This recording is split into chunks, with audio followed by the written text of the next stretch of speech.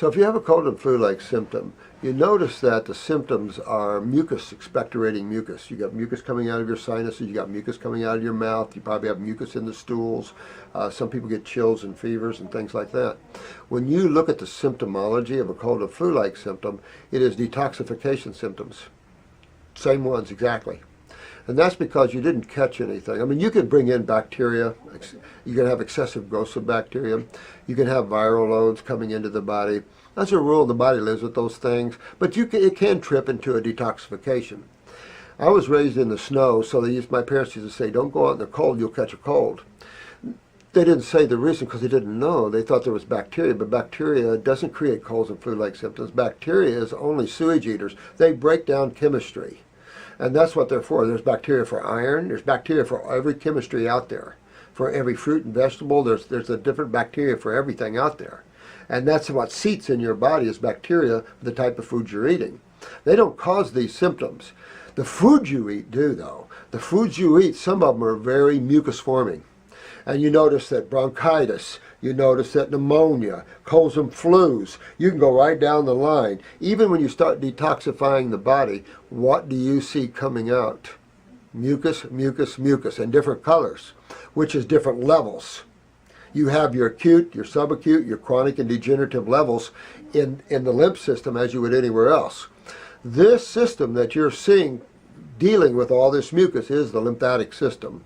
The lymphatic system in your body is the mucosa and your sewer system. It is your main immune system. It is the system of all the cancers. It is the lymphatic, lymphomas. It is the system of all pains. And a cold and flu-like symptom is showing you that your body's starting to fill up with this mucus, and that the body's trying to get a fever to sweat. Why would you sweat? What is your skin?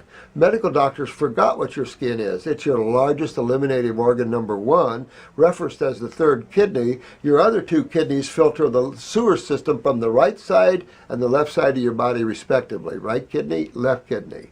Every cell produces waste just like your kids do, like your animals do, like your car does.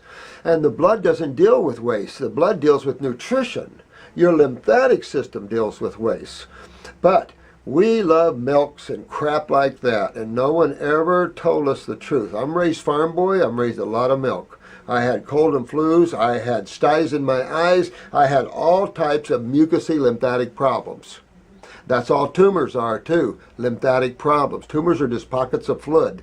What kind of fluid and what kind of chemistry. And that's what's important to people learn between the two sides. There's only two sides of chemistry, and there's only two fluid-based systems in your body that control the health of cells.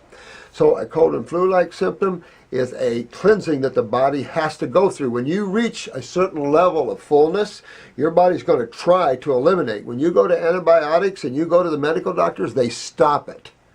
Well, what you stop today is your friggin' nightmare tomorrow. If you stop pneumonia, you're going to have a mass developing in your lungs, because that's what your body's trying to do for you, is take the opportunity, whether it was cold air, which is alkaline, or raw foods, which is alkaline, because alkalinity starts the process of detoxification. Why? Because the body is highly acidic when it's sick. And alkalinity starts the catabolic process, or the cationic process of hydration and moving lymph and blah, blah, blah, blah, blah.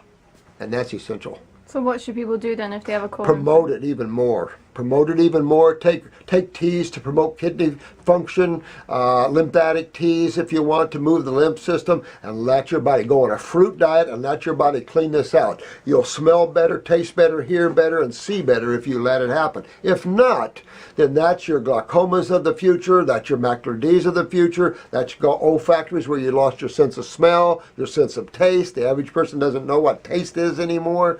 So they're just impacted with mucus and congestion from primarily dairy products. And there is nothing healthy about milk. Look at the last study released 2 or 3 days ago showing that the more milk you drink, the more fractures you have. They don't describe why, and they should tell people what you do when you cook foods, and especially when you ultra-pasteurize milk, which is only 2 or 3 stages away from plastic.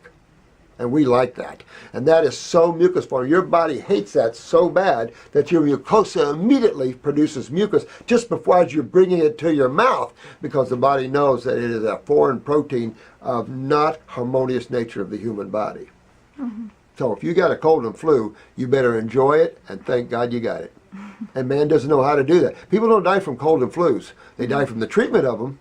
Plenty of people die from Cipro or antibiotics they treat colds and flus with, and they just tell you they died from a cold and flu.